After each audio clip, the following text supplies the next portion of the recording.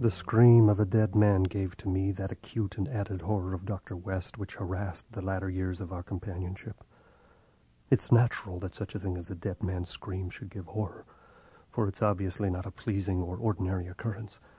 But I was used to similar experiences, hence suffered on this occasion only because of a particular circumstance.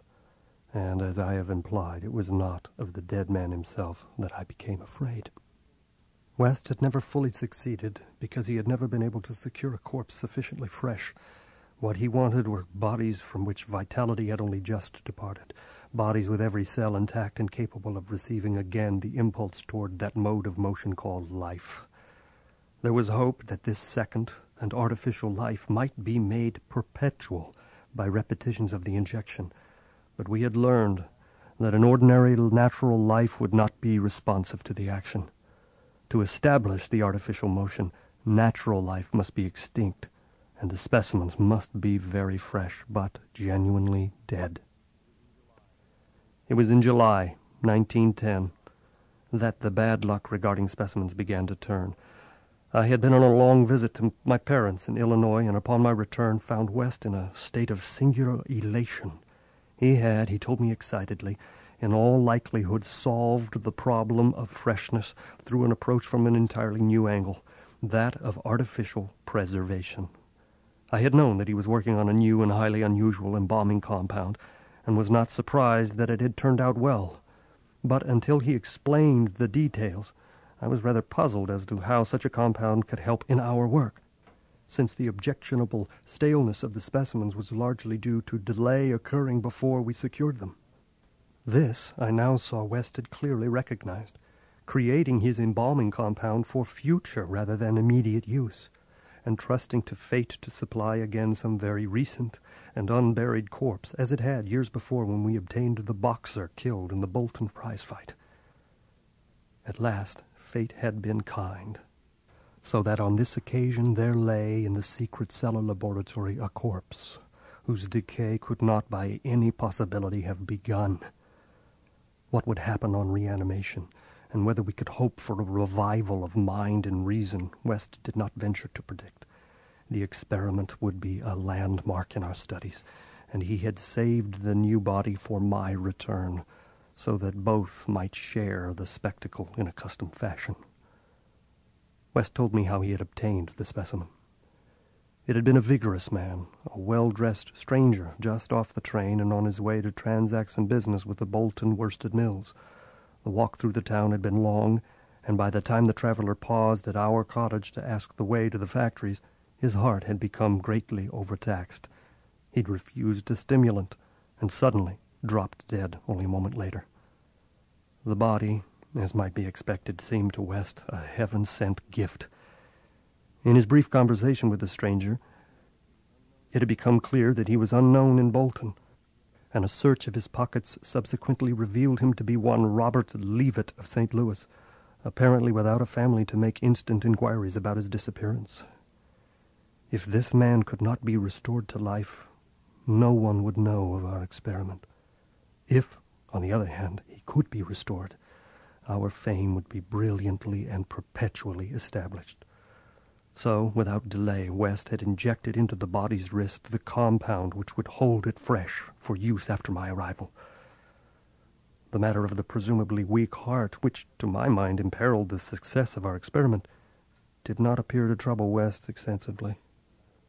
He hoped at last to obtain what he had never obtained before, a rekindled spark of reason and perhaps a normal living creature.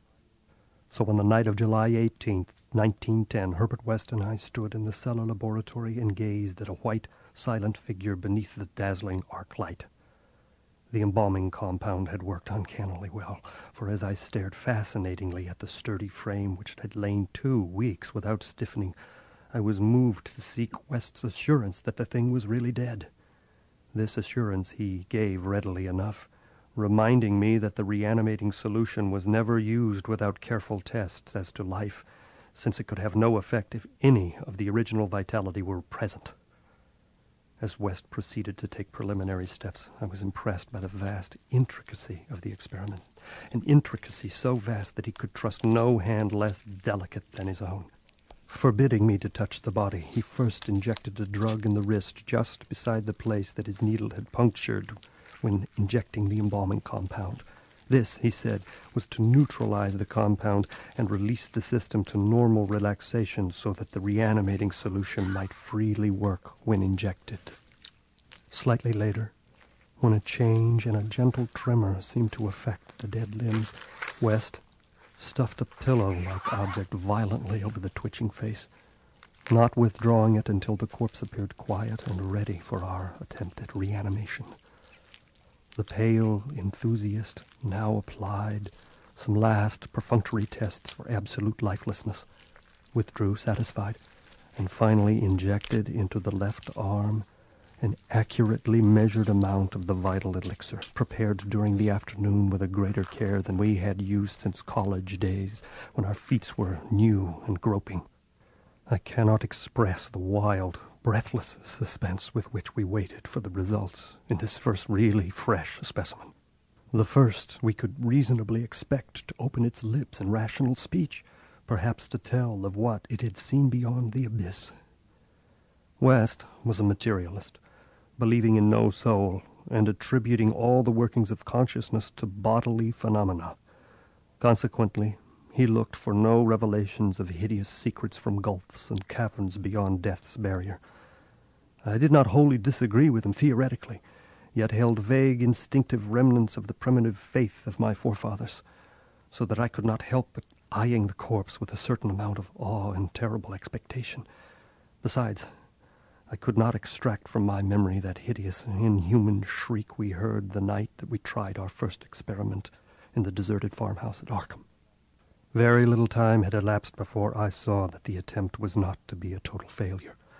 A touch of color came to the cheeks hitherto chalk-white, and spread out over the curiously ample stubble of sandy beard. West, who had his hand on the pulse of the left wrist, suddenly nodded significantly, and almost simultaneously a mist appeared on the mirror inclined above the body's mouth. There followed a few spasmodic muscle motions, and then an audible breathing and visible motion of the chest. I looked at the closed eyelids and thought I detected a quivering. Then the lids opened, showing eyes that were gray, calm, and alive, but still unintelligent and not even curious. In a moment of fantastic whim, I whispered questions to the reddening ears, questions of other worlds of which the memory might still be present. Subsequent terror drove them from my mind, but I think the last one which I repeated was, "Where have you been? Where have you been? Where have you been?" I don't yet know whether I was answered or not, for no sound came from the well-shaped mouth, but I do know that at that moment I finally thought that the thin lips moved silently, forming syllables, which I would have vocalized as "only now," if that phrase had possessed any sense or relevancy. At that moment, as I say, I was elated with the conviction that the one great goal had been attained, and for the first time a reanimated corpse had uttered distinct words impelled by actual reason. In the next moment there was no doubt about the triumph, no doubt that the solution had truly accomplished, at least temporarily, its full mission of restoring rational and articulate life to the dead. But in that triumph there came to me the greatest of all horrors. Not horror of the thing that spoke, but of the deed that I had witnessed, and of the man with whom my professional fortunes were joined. For that very fresh body, at last writhing into full and terrifying consciousness, with eyes dilated at the memory of its last scene on earth, threw out its frantic hands in a life-and-death struggle with the air, and suddenly, collapsing into a second and final dissolution from which there would be no return, screamed out the cry that will ring eternally in my aching brain. "Help! Keep off, you cursed little tow-headed fiend! Keep that damned needle away from me!"